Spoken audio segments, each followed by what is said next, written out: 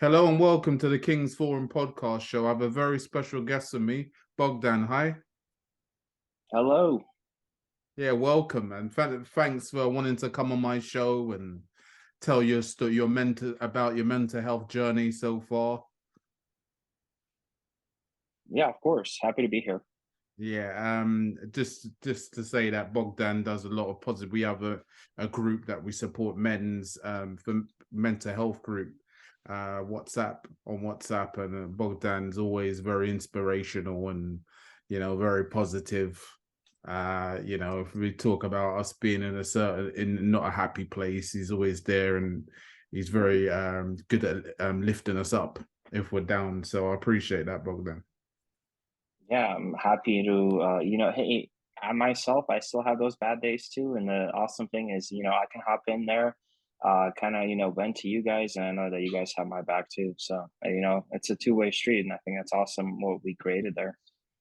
Yeah, it's wonderful, and I'm going to put this in a series of videos I'm doing at the moment for men's mental health that I'm going to be releasing quite close together. Because I do one that's a bit it's like 3 or 4 of us on there, and it's called the Brotherhood, and it's all about men supporting men.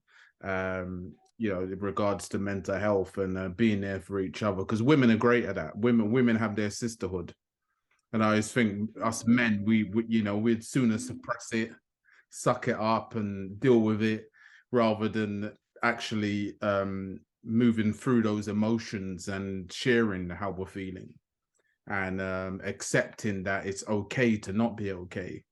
So yeah, I'm going to release a few videos this week, which will be good. So Bogdan, just to give us a bit of your backstory in regards to mental health and how you realize that was a thing for you that you had to pay attention to manage. Yeah, so I really started paying attention to my mental health journey during the pandemic. Kind of the first couple of months was really when I kind of hit my all-time low and with my depression and anxiety. My partner at the time recommended I take a anxiety and depression quiz just to kind of see what my results were, and I did. I never did something like that before, and the results were pretty scary. She was really supportive and recommended I get into therapy, which I did, and that was my first time kind of going into therapy, and it was really like a scary and emotional Mm, experience for me, especially because I was never really vulnerable to basically a complete stranger. I had to go in there, talk about those suicidal thoughts and the feeling of like wanting to escape, and it was scary, and it was really scary at first. It took me a while to kind of get more comfortable talking about it, and not easy to really talk about because I kind of grew up with the stigma that as men that we're not really supposed to talk about our mental health, or we're supposed to kind of just like like you mentioned earlier, just like chin up and carry on. Yeah, so yeah, I reached out. I was going to therapy on like a biweekly basis. Was slowly kind of getting into the flow of things. This kind of caused me to find that it's something I'm really passionate about myself. So it caused me to kind of create my own Instagram page dedicated to mental health and breaking the stigma of mental health. I started the conversation with others myself. mm, My first big I guess what's the word I'm looking for here? uh, Outflow maybe was at my old job. I kind of reached out to some people about mental health, just because we were all kind of going for the same thing. We're going yeah. for this pandemic together. We're all working from home together. We're all, a lot of uncertainty at the time. So we just started having like weekly meetings there. We kind Good. of started talking about, yeah, we started talking about kind of what's on our mind, what we're kind of doing to practice like self care at the time. And that just went on for a while. I got in touch with Phil just from mutual like posts. I found Yeah. his page. Really, that was my started chatting with Phil a bit more. And he actually had me on his podcast too, which was awesome. That was my first time doing like a podcast for mental health.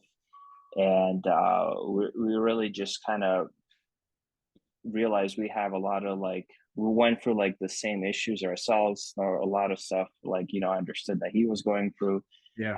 That's kind of where, that's kind of what caused us to tag team and basically make this men's mental health group that we have Yeah. now, which originally just started out with maybe like a handful of people. Honestly, I think at first we had like maybe 5 people in there. And Mm. then slowly, like over time, me and Phil started recruiting people. We got people come in. And the coolest thing I think is we have a lot of representation from different countries. So it just shows that, Yeah. everyone's going through these same issues regardless of where they currently live. And yeah, it's just been a beautiful thing to watch that group kind of blossom to what it is today. I'm in there on like pretty much a daily basis. I know some people might in the group might just read it and not really talk so much in there themselves. That's okay.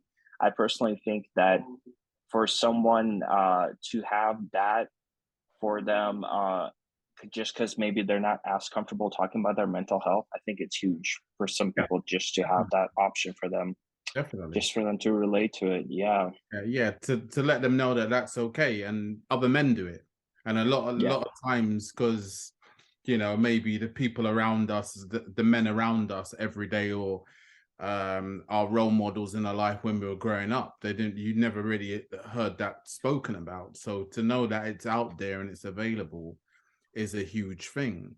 Bogdan, just some of the what was triggering? I know we had the pandemic, but what was the things about it that was really triggering you and put you on a downward spiral? What was it about that? Is that Yeah. Yeah, definitely. I think, well, first, my job at the time was really stressful. It was in the healthcare field. So if you add that into like working from yes? home, like for me personally, a lot of the days kind of blended in, and they all kind of, it came this like repeating similar pattern of just waking up. I'm logging onto the computer in the living room. I don't really have that in between. Of whereas, if I'm in the office, I do my 8 hours, I go home, I could relax. It all just kind of like mushed into one. And I think that's what kind of caused a lot of my depression. And there was like a lot of uncertainty, and I think that was, I'm sure a lot of people felt it too. We didn't really know what this pandemic meant. We didn't know the mental tolls it was going to take on everyone, and I think that was kind of the scariest thing at the time. Once you got your help and support, was it easier to talk to your loved ones around you and reach out to other people? Did that help with it? It did. I think there were still some like more difficult conversations I had was maybe telling my mom about my anxiety and depression, because she came from a different generation where maybe it's more stigmatized than it is now. So her cure might just be like, oh, like I'm depressed too. Like I'll just, my recommendation is you just like work out, like work out 5 days a week, because that's what she does, and that's what works for her. It might necessarily work for everyone. I do feel like some people's mental health might be more of a lifelong experience than Oh, others that might have ways to kind of cope with it. Um, and it is what it is. But I think having the tools is so important. And I mean, like for me, something as simple as changing my social media intake to more positive content. yeah. Whereas, like for example, I'll my Instagram page, I follow a lot of like mental health stuff on there, and just always it's nice to kind of change the pace a little bit and take in some positives versus maybe like the negatives you might see like I hear you. nowadays. I hear you.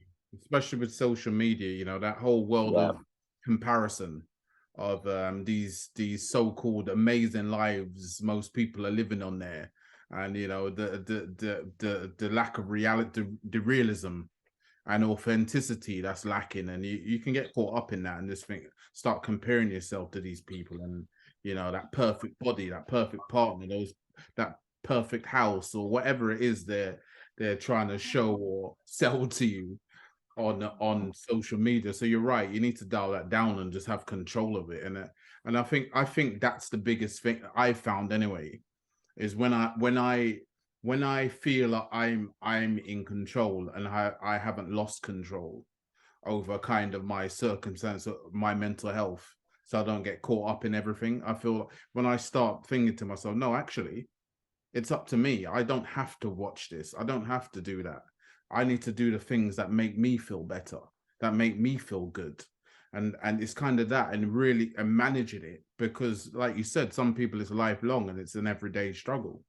So it's being really self-aware. It makes you really in tune with yourself and the triggers, and it makes you really pay attention. But like you said, Bogdan, therapy is a big part of that, because and it you should feel proud that you actually went and got therapy. I know that you said your ex-partner helped you with that, to actually go and do a test to see where you were at. And I just think we need guidance. We need, especially when it's new to you and it's something you've not experienced, it's important that we go and seek that help. But it's knowing that it's out there and that other men do it as well. It's not anything as alien to us. Men are getting help. It's just that it may not. Yeah, people are becoming more aware now, because we have a lot more on social media now. I've noticed there's been a lot more said and spoken about. It's not as taboo as it was when I was growing up anyway. So at least we know it's out there. So let's go and get help if we really need it. Yeah, definitely. And I was just going to add in, like, I think it's just awesome seeing like male celebrities, using their platform to discuss their own mental health issues that they're going through, or losing like a loved one and processing that. Like, for example, the most recent one I can think of is Patty Max at the UFC. Yeah. I think number one, that's just such a big one, because I think a lot of dudes watch UFC. So just to have like one of their main fighters talk about, you can. I'm trying to remember what he said. It was just such a powerful speech. If anyone hasn't seen it, I recommend you look it up. But he was just pretty much reassuring that he lost a friend, and he wanted everyone to know when he had the mic in his hand that there is help out there and that no one is alone. And I just remember that day rewatching that video like 3 different times, and I just remember crying like every single time I rewatched it, because it Mm, was just so powerful. yeah, and things you resonated with. Yeah, that's the way it is. I was gonna say, how much of an impact was your mental health at the time on your relationships? You said it's your ex that showed you about that test to take. How impactful was it on your relationships with people around you or close to you, should I say? I think I was almost kind of.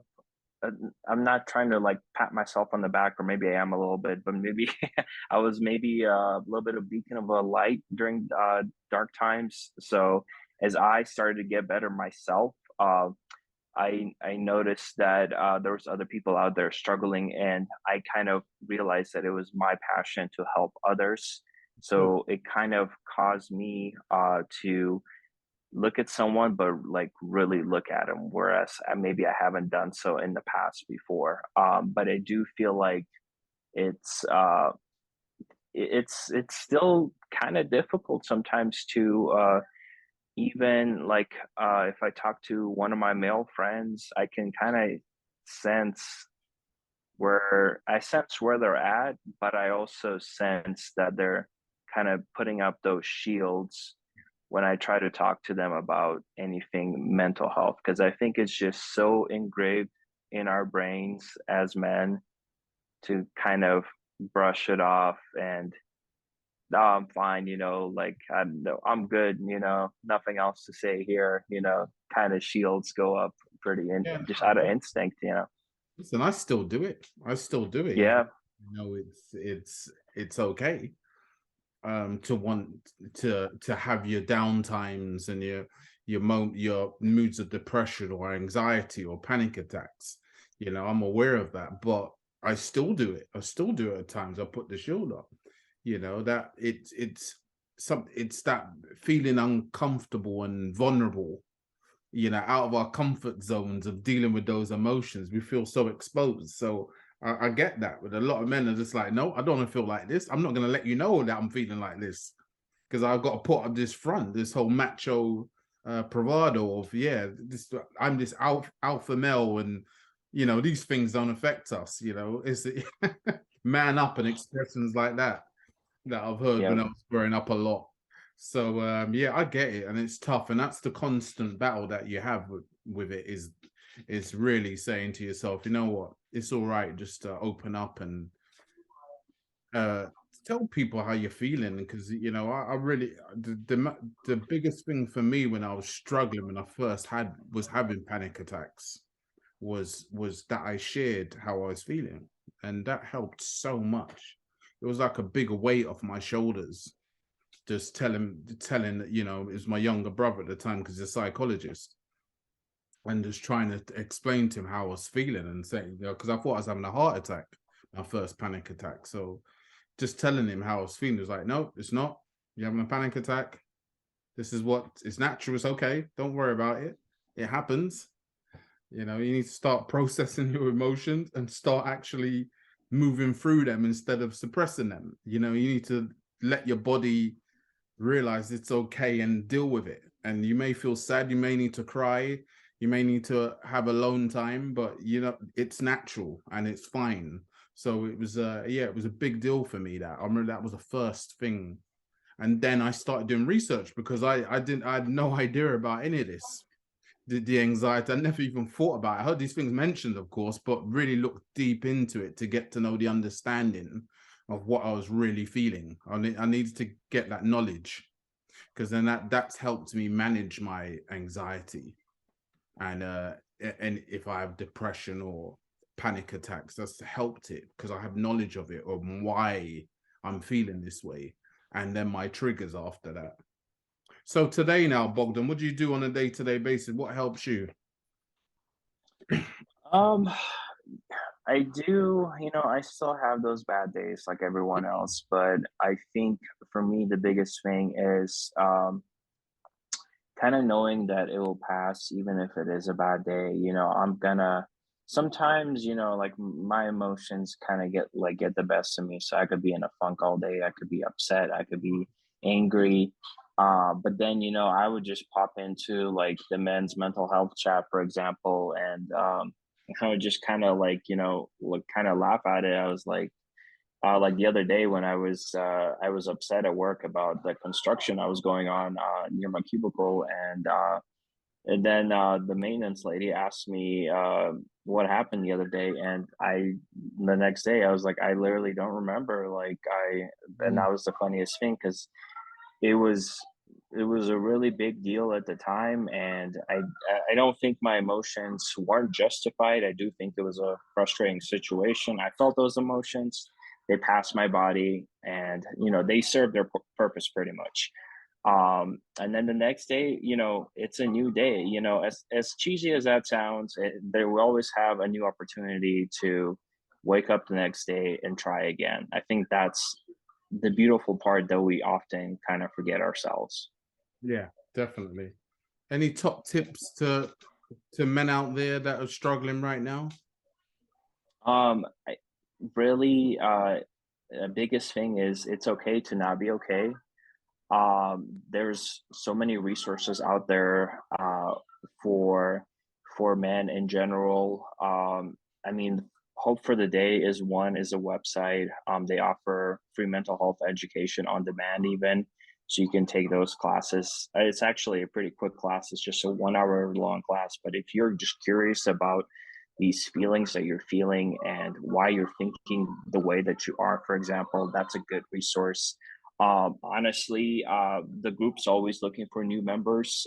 So if there's any men out there that need help, and again, you don't necessarily have to share, it's a safe space. If you just want to hop in there, listen to our stories, see what we're going through on a daily basis, realistically, you're probably going to relate to a lot of our problems. Mm, Yeah, exactly. that's definitely an option out there. But I think, another big one is just kind of start following some of these mental health pages. If you kind of change your intake and you get those little daily reminders.